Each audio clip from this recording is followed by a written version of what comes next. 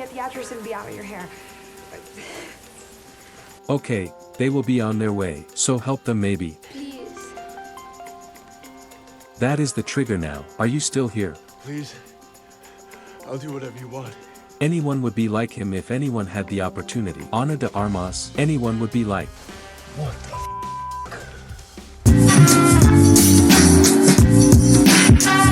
So as you know, this is a movie of Keanu Reeves aka John Wick, the best action star of all time, but well before that he is a father who helped two girls so they can shelter while raining. Well, that is not the story or the whole story as we go in with this so much. This is actually very deep and very concerning if you really think about the logic of the movie, and the setup of it like this is so deep where anyone can pretend they are who they say they are and anyone would believe it will get sanctioned because they got lied into, but hey, this is a big world and real world is cruel and dangerous. We all think life would be easy until we graduate and thought that hey, is this the life we really want, or is this the path made for us to live in this life simulation? But hey, we're not here for that, we are here for the movie erotica, or how the movie is made. Okay. Let's dive in deep in this sea. In the movie, Knock Knock, directed by Eli Roth, two attractive and partly dressed young women who are wet from rain, go to the house of a married man who is in his middle age and has two children. This man is home alone because it is a long weekend holiday. If you see the name Eli Roth in front of the title, you should know that it won't only be about exciting and forbidden enjoyment, followed by some obligatory regret. However, this time, the director, known for making horror movies for a long time, doesn't focus on showing blood and violence like he used to in his earlier films such as Cabin Fever and Hostel. Instead, his purpose is to upset us on a more personal level. He wants to affect us where we feel most connected to. Basically, Roth made a new version of a low-quality movie called Death Game from 1977.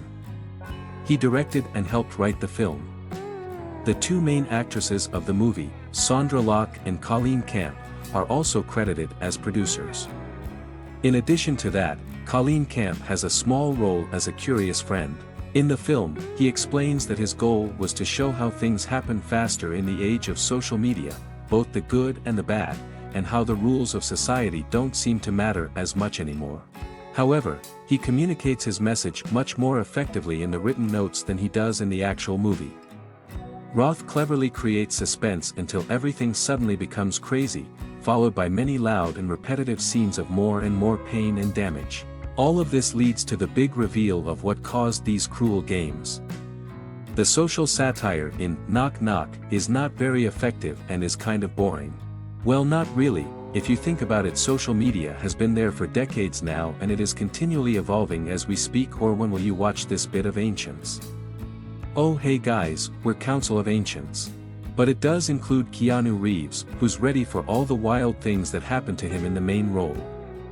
He plays the role of Evan, who is an architect. Evan lives in a stylishly large house with minimal decoration and bright, modern artwork. The house is located in the hills near Los Angeles. Roth creates a nice atmosphere right away with smooth camera movements showing the Hollywood sign, Malibu canyons, and calm neighborhood streets until he reaches Evan's house. This is a very peaceful and beautiful place, which is confirmed by Evan's playful and creative wife Ignacia Almond and their cute son and daughter. This place is definitely safe and nothing bad can happen. It seems like Evan and his family are trying too hard to act happy and perfect, and they interact with each other.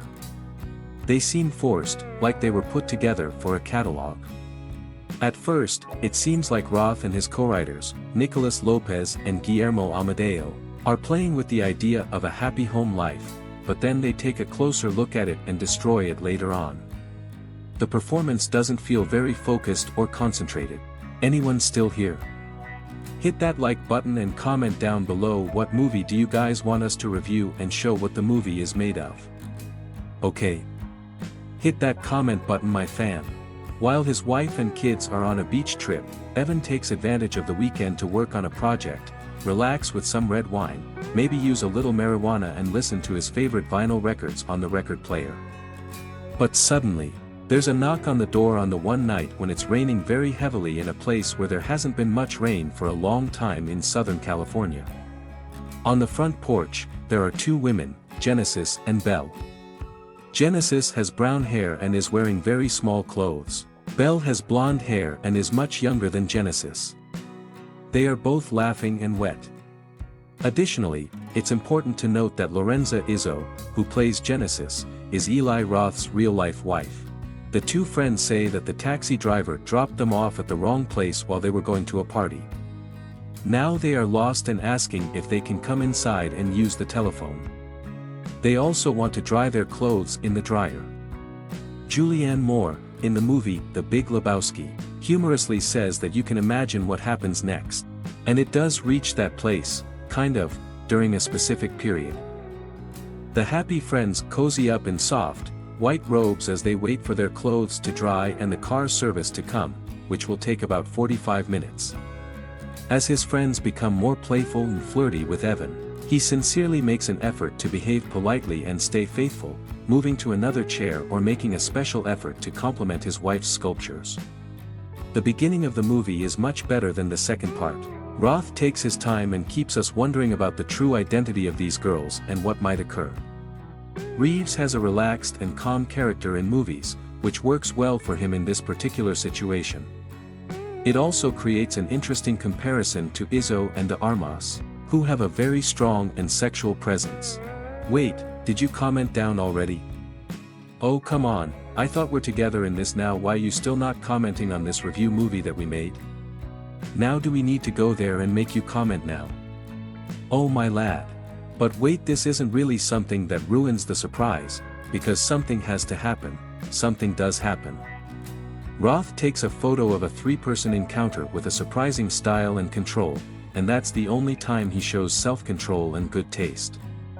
The next day, the movie Knock Knock suddenly changes and turns into a really exaggerated and extreme version of Michael Hanke's Funny Games.